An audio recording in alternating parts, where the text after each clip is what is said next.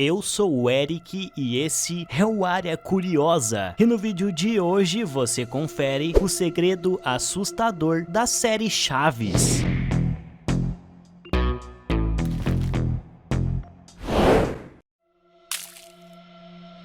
Durante muitos anos, o seriado Chaves tem sido exibido na TV para milhões de pessoas em todo o mundo, fazendo muitos darem gargalhadas devido ao seu humor, que possui uma fórmula bem simples. O seriado mostra o convívio de pessoas totalmente diferentes dentro de uma vila e com suas trapalhadas e manias peculiares. Chaves faz com que quase todos os residentes da vila acabem se desentendendo de um jeito muito engraçado. Nesse sucesso da TV, todos nós enxergamos situações e pessoas com formas e comportamentos que parecem bem comuns, mostrados de um jeito um tanto quanto caricatural, ou seja, aumentado. Essa série de humor de origem mexicana tem como criador o criativo Roberto Gomes Bolanhos, mas teorias afirmam que existe algo além do seriado inocente e divertido.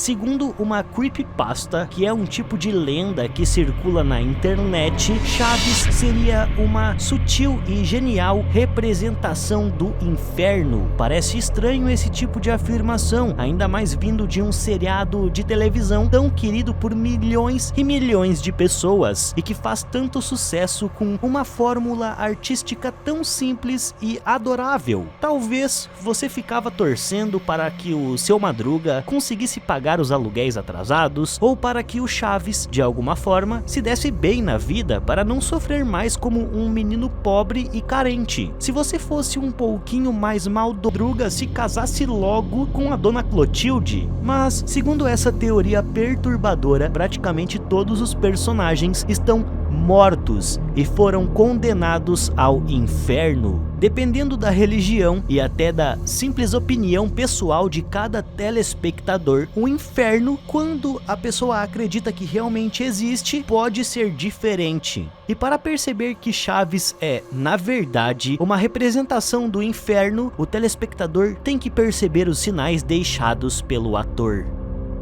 A vila onde se passa o seriado é um ambiente confuso, como uma espécie de labirinto, em que a saída leva a uma rua apertada, com um restaurante, uma sala de aula e um parque. Quando os personagens vão para Acapulco, seria apenas uma exceção à regra, já que essa foi a única vez que saíram da apertada vila. O tempo é diferente do que você imagina. Na verdade, o tempo não passa. Observe e você perceberá que o Sr. Barriga, quando procura o seu Madruga, cobra sempre os mesmos 14 meses de aluguel. Você nunca se perguntou por que o Sr. Barriga não cobra 15 meses, 16 meses, 17 meses e assim por diante de aluguel? Ele não cobra porque, de acordo com essa lenda, o tempo não passa na vila. Outro ponto a se considerar é que ali, como é o inferno para algumas religiões, existe a eterna repetição, com os mesmos comportamentos e atitudes que condenam residentes da vila a estarem presos ali num ciclo de manias que levam à violência.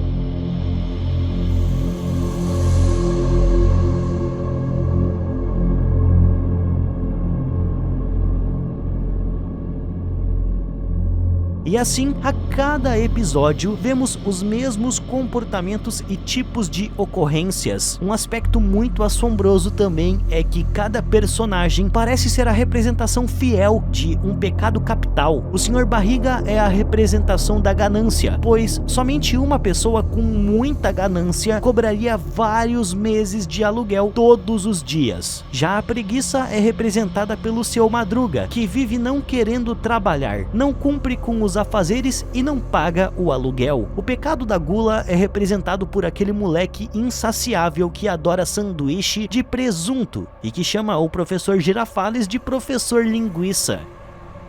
Se você tá assistindo o vídeo até aqui e ainda não deixou o seu gostei, alguém vai puxar o seu pé durante a noite. Mas se tu deixar um like e comentar a hashtag salvo, você ficará a salvo durante essa noite. Existe um personagem que, apesar de ter os melhores brinquedos, sempre quer mais. E ele seria o personagem que representa a inveja. E esse personagem você já deve saber qual é o Kiko. Já a mãe dele, que é a Dona Florinda, junto com o professor Girafales, são o casal do desejo ardente, da luxúria. A Dona Clotilde representa a vaidade, mas o caso dela é muito mais assustador, pois não é por acaso que ela chama o seu animal de estimação, aquele que merece o seu carinho, de Satanás. Perceba que o animal de estimação tem um poder um tanto quanto esquisito, que é mudar de forma, porque às vezes ele é um gato e às vezes é um cachorro. O personagem que representa a ira é a Chiquinha, que por ser baixinha tenta encarar os outros personagens de um jeito furioso, mas não consegue, então começa a chorar. Mas nem todos os personagens estariam mortos, segundo essa lenda que circula na internet. Uma lenda com bons pontos, inclusive. O personagem que está vivo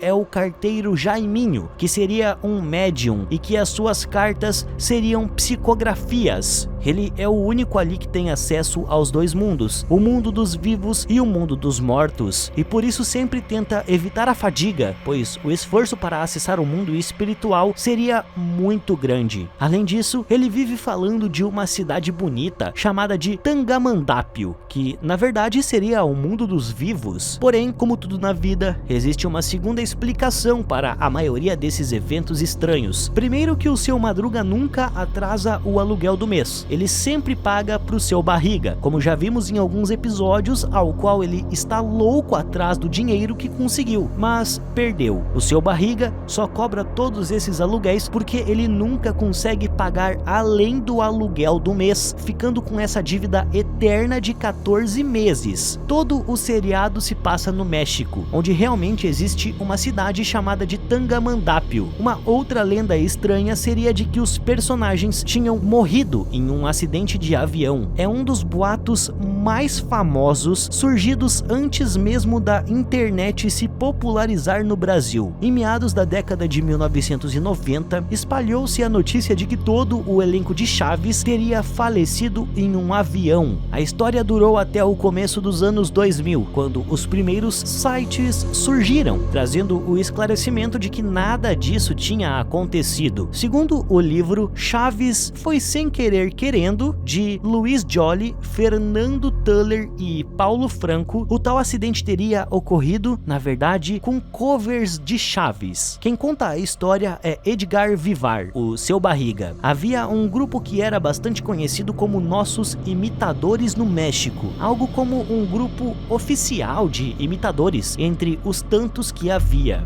Uma outra lenda seria sobre a censura de um episódio do Chaves por parte da Televisa. Há no YouTube um vídeo famoso com o título O Episódio Censurado de Chaves. É dito por eles que, pelo excesso de violência, a Televisa teria decidido censurar tal episódio. Só que isso tudo é uma baita mentira. O episódio em questão é o Marteladas, de 1973. Ele é exibido normalmente pela Televisa. Não há nenhum registro de que a emissora tenha censurado episódios. Vários capítulos têm situações politicamente incorretas, ou cenas que poderiam ser imitadas com perigo por alguma criança, mas nenhum desses episódios saiu do ar até hoje. Existem sim episódios perdidos do Chaves, mas não por conta de censura ou acidentes e incêndios, e sim porque os episódios perdidos foram arquivados por serem semelhantes a outros em exibição no canal. O SBT julgava não valer a pena exibir 2 ou 3 versões de um episódio ou saga, e por isso preferiu os arquivar. Entre agosto de 2011 e março de 2012, e no trimestre